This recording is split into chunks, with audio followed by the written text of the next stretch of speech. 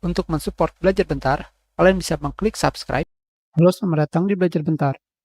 Sekarang kita akan belajar cara remux format video yang ada di OBS Studio. Remux adalah kegiatan di mana video kalian dirubah file format atau kontainernya menjadi format baru. Format baru tersebut adalah MP4. Kenapa MP4? Karena format MP4 banyak aplikasi yang mendukungnya. Pada OBS Studio, di sini, jika kalian pergi ke pengaturan, output, pada bagian recording format, terdapat format yang bisa kalian pilih, yaitu FLV, MP4, MOV, MKV, TS, dan M3UX. Langsung saja, di sini, untuk melakukan remux, kalian bisa pergi ke file, kalian pilih remux recording. Di sini, pada bagian atas, terdapat keterangan bahwa kalian bisa menjatuhkan file untuk melakukan remux atau melakukan drag and drop. Sayang sekali tidak bisa. Jika kalian melakukan drag and drop seperti ini,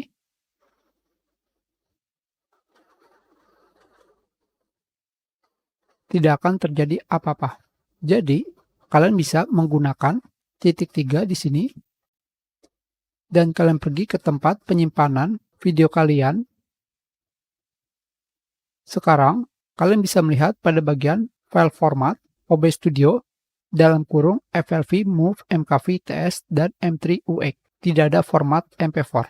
Selanjutnya, kalian pilih format yang kalian inginkan, tetapi kita akan memilih semuanya.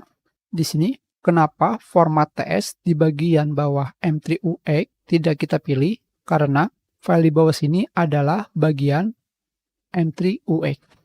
Ini adalah urutan filenya, dari 0 sampai 6. Jadi kalian tidak perlu memilih file yang di bawah. Selanjutnya kita pilih open.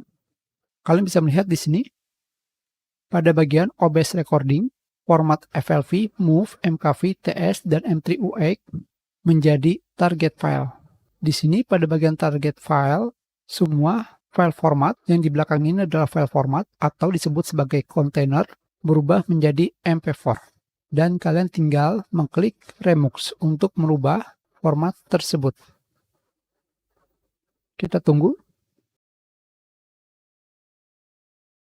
Sudah selesai, tetapi di sini terdapat file yang tidak bisa diremux atau diganti formatnya, yaitu M3UX.